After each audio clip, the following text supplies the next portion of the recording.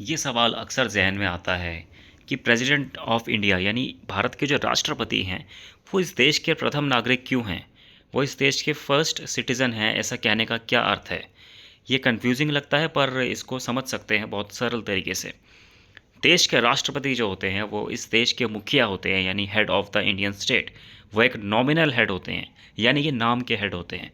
Actual में जो काम करते हैं ग्राउंड लेवल पे, पॉलिसी इम्प्लीमेंट करना और जो मिनिस्टर्स काम करते हैं, वो सब प्रधानमंत्री के अंडर काम करते हैं। तो यूनियन एग्जीक्यूटिव जो होती है, उसमें आते हैं राष्ट्रपति, देश के प्रधानमंत्री और काउंसिल ऑफ मिनिस्टर्स और अटॉर्नी जनरल ऑफ इंडिया। ये सब लोग मिल के इस देश में जो भी पॉलिसीज़ हैं और जो भी कानून हैं, उसको इम्प्लीमेंट करते हैं।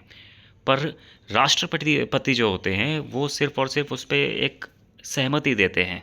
इसीलिए वो बस एक नॉमिनल हेड हैं, पर एक्चुअल में वो फर्स्ट पर्सन है इस देश के, क्योंकि वो एक सिंबल हैं, एक परिचायक हैं इस देश की एकाग्रता, इस देश की यूनिटी, इंटेग्रिटी, इस देश की एकता के। इसीलिए उन्हें फर्स्ट सिटीज़न कहा जाता है। और आर्टिकल 52 से लेकर 72, जो कि पार्ट 5 ऑफ इंडियन कॉन्स्टिट्यूशन में आपको दिखती है, उसमें यूनियन एग्जीक्यूटिव के बारे में सारी डिटेल्स हैं। आगे एक बात करते हैं कि इस देश के राष्ट्रपति बनने के लिए क्या क्या क्वालिफ़िकेशंस होनी ज़रूरी हैं। ये सब आपको आर्टिकल 58 के अंदर सम्मिलित मिलेगा। एक राष्ट्रपति भारत का होने के लिए सबसे पहली रिक्वायरमेंट आपकी यही है कि आपको भारतीय नागरिक होना पड़ेगा, यानी इंडियन सिटीज़न, और इंडिया में आप रहते भी हो, ये आवश्यक है। और कम से कम एटलीस्ट 35 ईयर्स की एज उस व्यक्ति की होनी चाहिए जो कैंडिडेट राष्ट्रपति के लिए खड़ा हो रहा है या उसको आगे प्रपोज किया जा रहा है। 35 से अबव वो 90 का भी हो सकता है, वो 80 का भी हो सकता है, वो 70 का भी हो सकता है, पर एटलीस्ट 35 ईयर्स एज होनी चाहिए।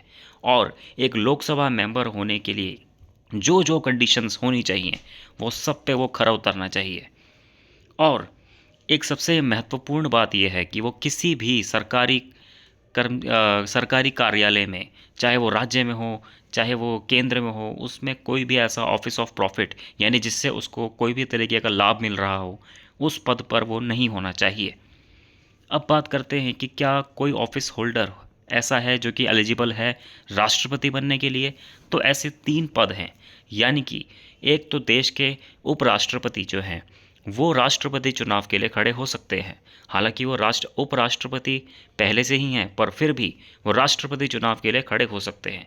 ऐसे ही किसी भी स्टेट का गवर्नर, यानी कि राज्यपाल, वो भी देश के राष्ट्रपति के चुनाव के लिए आगे बढ़ाए जा सकते हैं। और किसी भी राज्य या किसी भी यूनियन टेरिटरी के मिनिस्टर, कोई भी मंत्री हों उसमें एक पद पर, तो भी वो राष्ट्रपति के चुनाव के लिए खड़े हो सकते हैं। और आगे किस तरह से देश के राष्ट्रपति का चुनाव किया जाता है, उसके बारे में जानेंगे।